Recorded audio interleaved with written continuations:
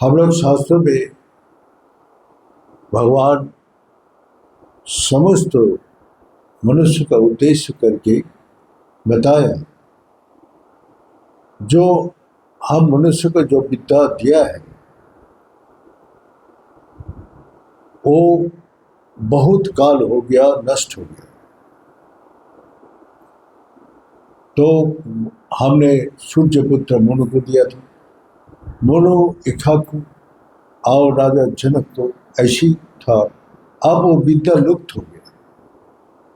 अब वही विद्या सबका अंदर रहते हुए भी कोई उसको काम में नहीं लगा पाता, क्योंकि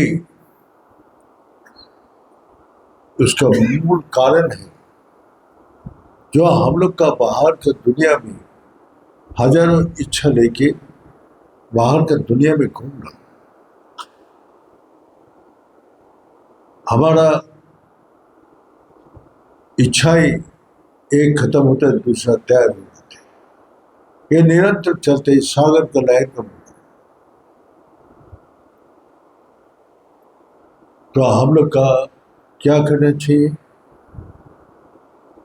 तो ही भगवान बोल रहे हैं, सहो जगह प्रजा सृष्टि प्रवाच प्रजापति। भगवान बोलते मैं जब ने जन्म लिया, जन्म का आदि काल में मैंने विद्या दे दी। ये विद्या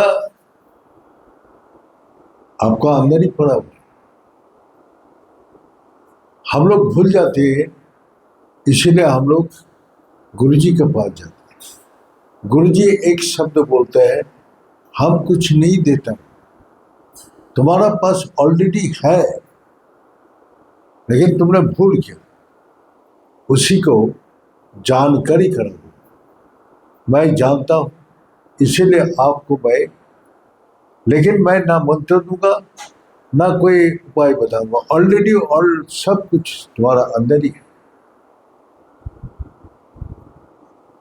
तो इस कारण से हम लोग का जो इच्छा लेके बाहर दुनिया में घूमना,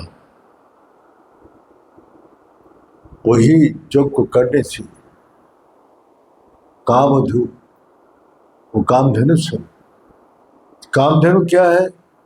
जो मांगे तुरंत पूरी कर देते। लेकिन आप लोग जो चीज मांग रहे हैं आपको तो पूरी नहीं हो पाती। लेकिन जो मांगते नहीं, सिर्फ इच्छाएं रखते हैं, उसका सारी इच्छाएं अपना आप ही पूरी हो जाती। लेकिन गुरुजी हम लोग का ये बताया, ये विद्या पहले से तुम्हारा अंदर माता का गर्भ में तुमको 7वां महीना में ये विद्या भगवान आके देखी। तुम नरक जंतना, नरक कष्ट तुमने सुना है, पढ़ा है, लेकिन सबसे ज्यादा है जो जन्म और मृत्यु, सबसे ज्यादा कष्टदायक है। जन्म जब लेते हैं तो उसका अंदर तो आत्मा पूर्ण ज्ञान लेके ही रहते, उसको अंदर अनुभव करते हैं और भगवान से प्रार्थना करते हैं, हे प्रभु आप मेरा को मनुष्य जन्म दीजिए, जाके सिर्फ आपका ही भजना करूं। लेकिन यहाँ आके इस संसार मायामय है, और जैसे भविष्य हुआ सब मृत्यु। और वो जब तक माता का गर्भ में था तब वो मंत्र करते रहते। 7वां महीने से और उसको कोई कष्ट नहीं होता। शिव गीता में उसको वर्णन किया, जो एक छोटा सा थैली में बहुत टाइट करके बांध दिया,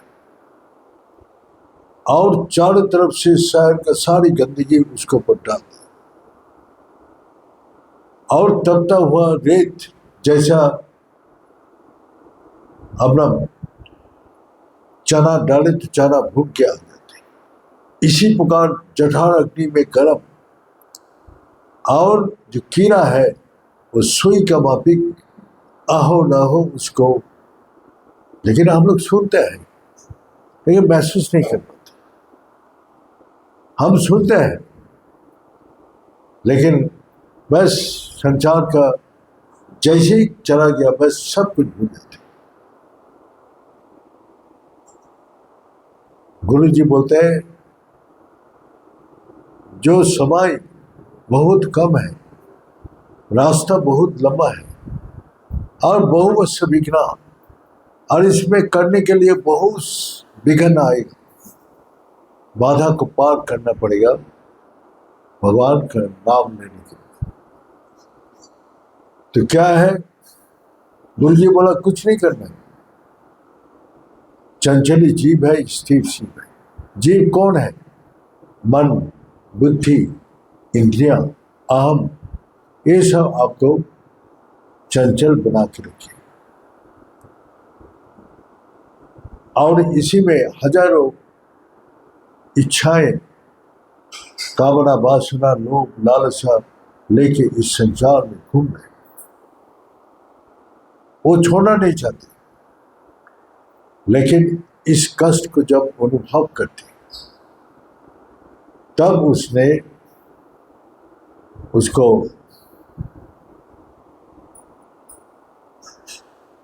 जब बोध अपने आप अंदर से आते हैं तो ये संसार का सारी सुख को त्याग देते हैं। और उसको क्या करना है? चंचलता का स्थिर करना है। स्थिर भगवान का प्रवेश द्वार इतना सूक्ष्म है, इतना छोटा है, जो मन, बुद्धि, इंद्रिया कुछ भी प्रवेश नहीं। लेकिन हम लोग मन, बुद्धि, इंद्रिया से वहां प्रवेश करने का कोशिश करते हैं, वो कभी भी प्रवेश नहीं।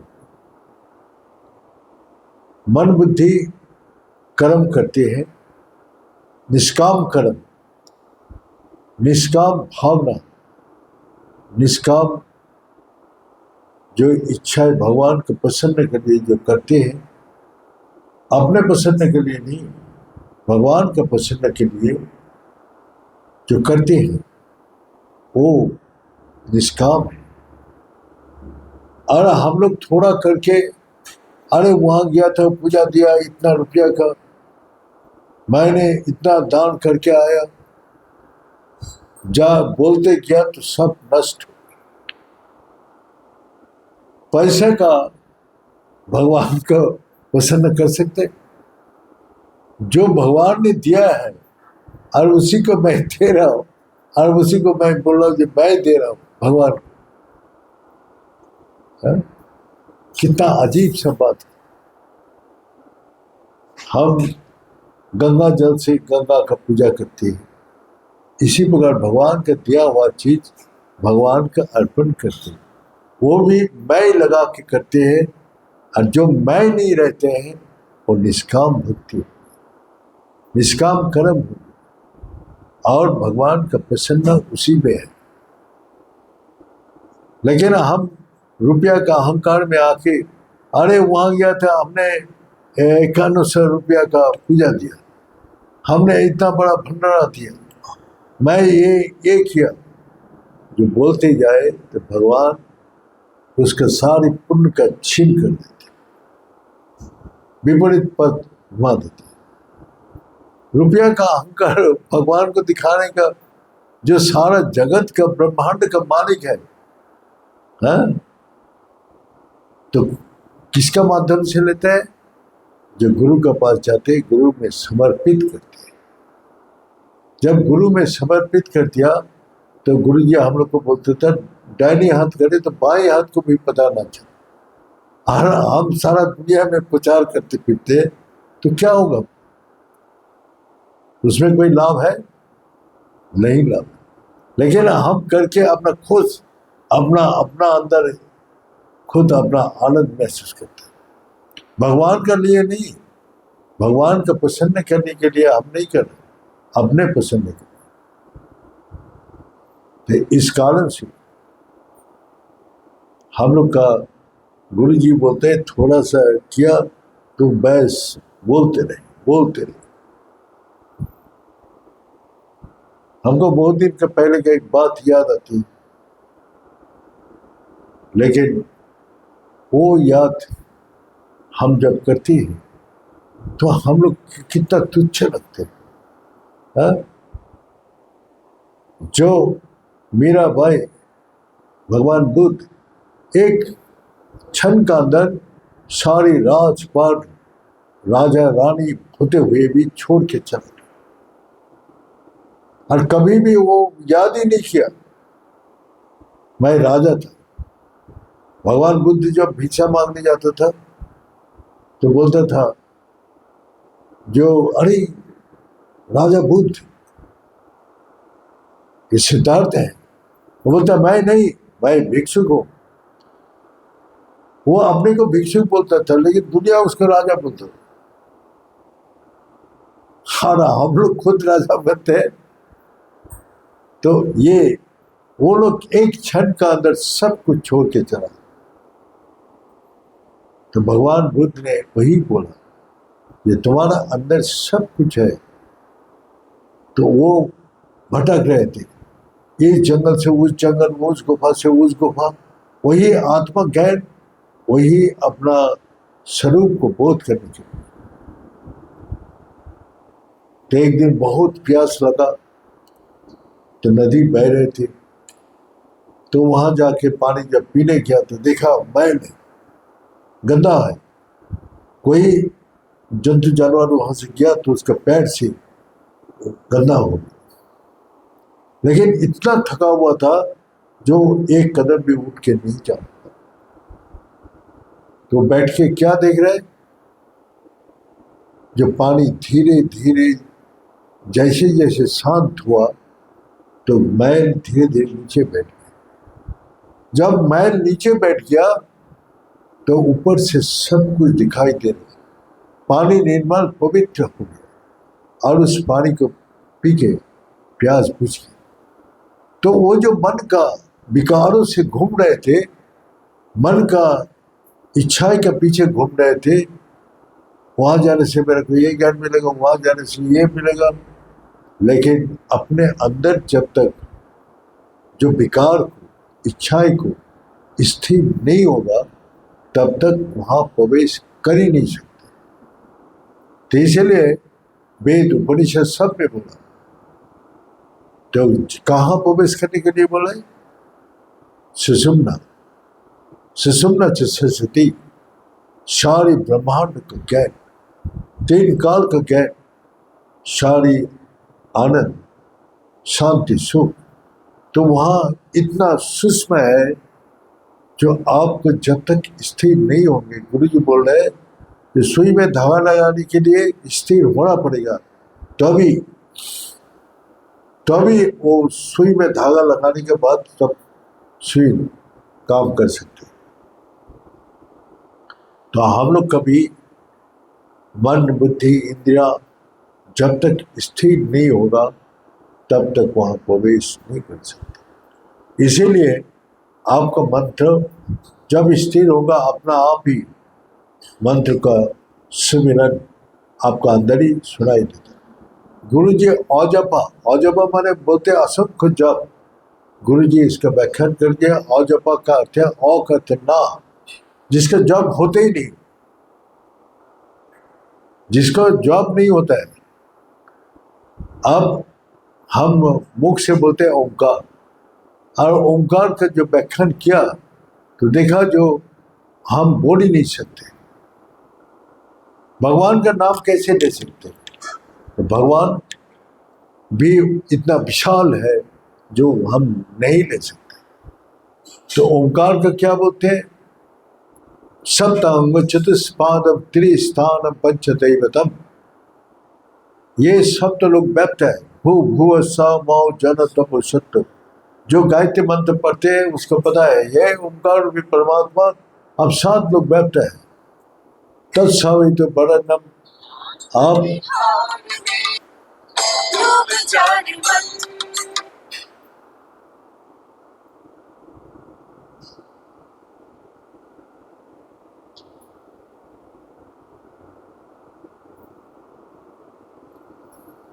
आप सब तो लोग बैठते हैं। सप्तांग चतुष्पादम, जो 3 अवस्था जागृत, स्वप्न, सुषुप्ति, तुर्यातीत, 4 अवस्था में 3 काल में, अतीत, वर्तमान, भविष्य, और पंचदैवतम, 5 देवता निवास करते। इसमें क्या है, वही बोल रहे, आकाश ब्रह्म, वायु माता का रूप है, और अग्नि इसका सूर्य देव का रूप है, और वायु, अग्नि, आकाश, वायु, अग्नि, और उसमें गगन, ये गगन, उसमें धरती जो मिट्टी है, ये, और जल, धरती गणेश जी का रूप है, जल विष्णु भगवान का रूप है, हाथ धोने से पवित्र हो जाते हैं। अग्नि सूर्य देव का रूप है, वायु माता का रूप है, और आकाश भगवान शंकर जी का रूप है। तो आप गाय मंत्र ओंकार का अंदर ये सारी विराज करते हैं। और ओंकार से ब्रह्मा विष्णु महेश की सृष्टि हुआ, और आदि शक्ति और भगवान शिव। तो ओंकार बिंदु संयुक्तम नित्य धायंत जोगिनम, ओंकार के बिंदु में स्थिर, कामदम सदम चेव, जितना प्रकार आपकी इच्छा है सब इच्छा को पूरी करके आपको हमेशा के लिए मुक्ति दे देते। तो ओंकार को क्या बोला शास्त्र में, अवाच्य पुनः वेद सवेदविद, अवाच्य जो बोला ही नहीं जाएगा, सिर्फ उसी से जब स्थिर होगा तब उसी से कांटेक्ट होता है, और उसको विस्तार रूप जब सुषुम्ना में प्रवेश करते हैं तो वहाँ माता सरस्वती बने दिव्य लाइट, जिस लाइट से वो देख सकते हैं, सुन सकते हैं, चल सकते हैं, सब कुछ कर सकते हैं। इसी प्रकार गुरु जी हम लोग वाला स्थिर, तो निर्विषय मनम ध्यानम, कोई भी इच्छाएं, कोई भी विषय नहीं होना चाहिए अपना हृदय में, तभी आप स्थिर हो सकते हैं। आपको ज्यादा कुछ करना नहीं है, बस छोड़ना है। जैसे छोड़ने का आदत हम लोग का हर रोज है। हम लोग रात को जब डीप स्लीप में चला जाते हैं तो ये क्या बहुत बड़ा काम है। रात को जब आप सोने जाते हैं तो सारा दुनिया को छोड़ देते हैं, बाहर का संसार को छोड़ देते हैं, देहों को छोड़ देते हैं, मन को छोड़ देते हैं, बुद्धि को छोड़ देते, आप डीप स्लीप में आराम से शांति से सोते हैं। तो हर रोज ही तो आप छोड़ रहे, तो आपको इच्छाएं तब सारी खत्म हो जाती। जब रात को सोते जाते तो सब इच्छा बोल देते काल कर लो। तो आपका अंदर वो सिस्टम भगवान ने पहले ही दे दिया, तो आपको कठिनाई क्या है। बस जैसे निद्रा अवस्था में छोड़ देते, इसी प्रकार जब आप ध्यान कीजिएगा तो सब छोड़ दीजिए। जैसे छोड़ेंगे तो आपका स्थिर होते जाएगा, और जैसे ही स्थिर होगा मन बुद्धि इंद्रिया इतना निर्मल पवित्र हो जाते हैं जो अंदर उसका अंदर प्रवेश हो जाते। तो इस कारण से हम लोग का एक ही चीज है, स्थिर होना है। स्थिर का व्याख्या काल करूंगा, आज टाइम हो गया, मंदिर बंद करूंगा। काल स्थिर का बारे में हम बताएंगे। आज यह समाप्त करता हूँ। ओम पूर्णमद पूर्णमिदं पूर्णात् पूर्णमुदच्यते पूर्णस्य पूर्णमादाय पूर्णमेवावशिष्यते। ओम शांति शांति शांति। बड़े सच्चे दरबार की, बड़े सदगुरु भगवान की, बड़े शंकर भगवान की, बड़े माता जगदम्बे की, बड़े भक्त बिंदों की, बड़े संत बिंदों की, बड़े सनातन धर्म की, बड़े धर्म की, अधर्म का, प्राणियों में विश्व का, हर हर महादेव। ओम पूर्णाय पुण्यरूपाय पूर्णानंद प्रदायिने संसार सागर त्रयी समवायी नमो नमः।